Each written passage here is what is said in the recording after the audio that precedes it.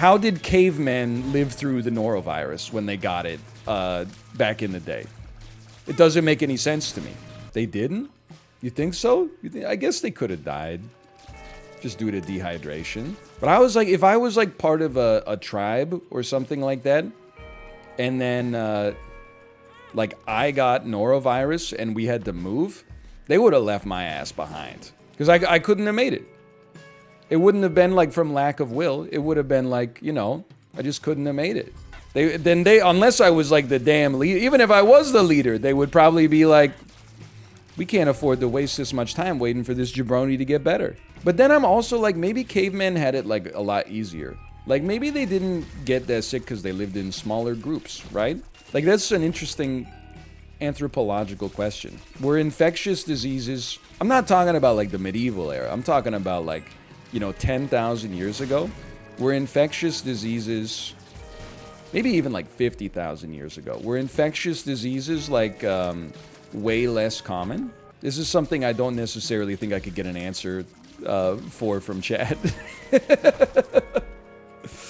This ain't Google? Well, you know, I'm just speaking hypothetically or whatever. Yeah, I know agriculture, the domestication of animals caused some increase in infectious disease spread. Then also, I mean, you gotta think like, you know, stuff like the chicken pox.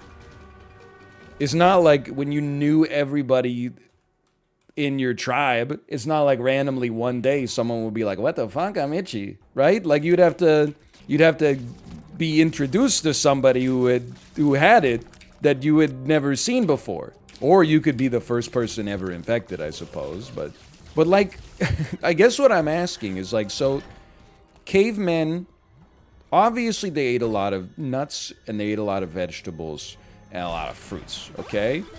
I've said many times, how awesome would it be to be like a caveman on like the island where the dominant staple crop is watermelons versus like a caveman on an island where the dominant staple crop is durians.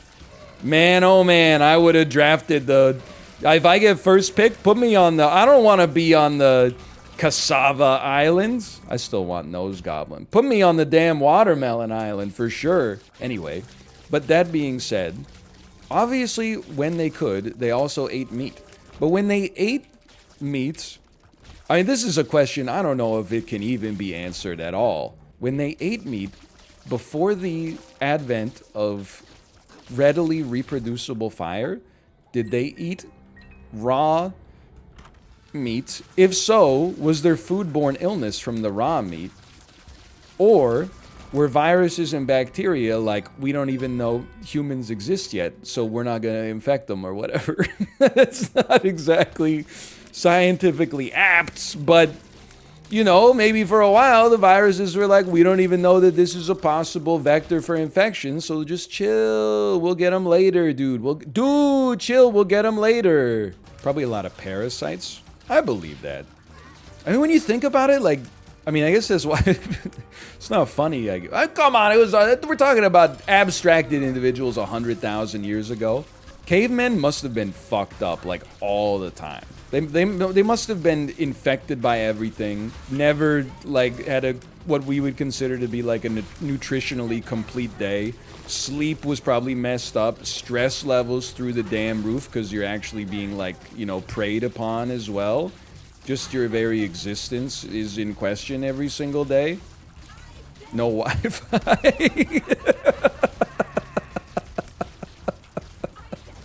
You think they had a more fulfilling life? I don't know. That's one of those million-dollar questions, right? I don't think they had time to worry about higher-order questions like the fulfillment quality of a life. But in its own way, you know, maybe that feels like that feels like a fulfilling life, you know? To have always had a purpose, that purpose just being survival. Yeah, I would say like it's pretty fulfilling to not be eaten by a tiger. That probably hits like, I would say it probably hits better than writing a novel that ends up on like the New York Times bestseller list. I'm not talking something easy like nonfiction, where you can just go on a bunch of podcasts. I'm talking about like a fiction book, like something that people do not want to buy. That's not an oof. It's just stating the reality of the world's tastes for print media these days, man. I guess that can still be an oof, I suppose, now that I think about it. I don't know, the Bible still sells pretty well. Hi-yo! Does it, though? Because they're giving it away, like, for free, right? Like, just on the street.